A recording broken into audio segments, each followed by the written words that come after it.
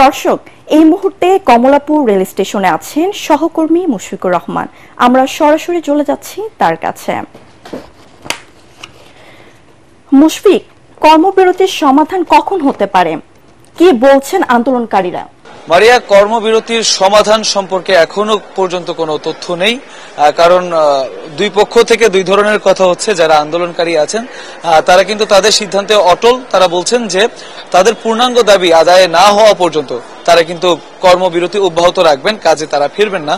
তবে রেল উপদেষ্টা তিনি এসেছিলেন, তিনি আমাদেরকে যেটা জানিয়েছেন যে যাত্রীদেরকে জিম্মি করে এভাবে আসলে কর্মবিরতিতে যাওয়া বা যাত্রীদের ভোগান্তির সৃষ্টি করা সেটা একেবারেই কাম্য নয়। তারা বলেছেন, রেলওয়ে উপদেষ্টা বলেছেন যে কোনো সময় তাদের সাথে আলোচনায় বসতে কিন্তু তারা রাজি।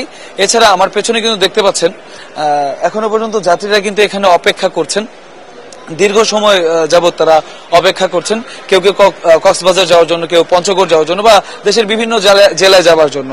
এবং রেলওয়ে কর্তৃপক্ষ যে বাস সার্ভিসটা চালু করেছেন, এই যাত্রী যারা এখনো বসে আছেন তারা কিন্তু সেই বাস সার্ভিসটা নিতে প্রস্তুত না, কারণ এখানে অনেকের অসুস্থতা রয়েছে, শারীরিক অসুস্থতা জনিত কারণে তারা যেতে পারছেন না বাসে।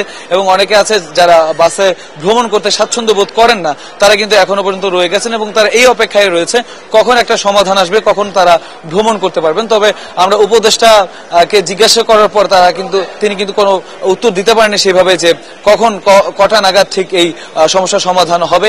এখনো পর্যন্ত কিন্তু গতকাল রাত 12টা থেকে কর্মবিরতি চলছে, এখন 12 ঘন্টা হয়ে গেছে, এখনো পর্যন্ত কোনো সমাধান আসেনি। এখনো পর্যন্ত কিন্তু 6 নম্বর প্ল্যাটফর্মের একদম শেষ মাথায় যারা রানিং স্টাফ আছেন তারা কিন্তু আন্দোলন চালিয়ে যাচ্ছেন। পরবর্তীতে আসলে কি সিদ্ধান্ত হয় বা এই কর্মবিরতি কখন তারা তুলে নেন সেই সংক্রান্ত যে সংবাদ আছে সেটা জানিয়ে দেওয়া হবে। মারিয়া,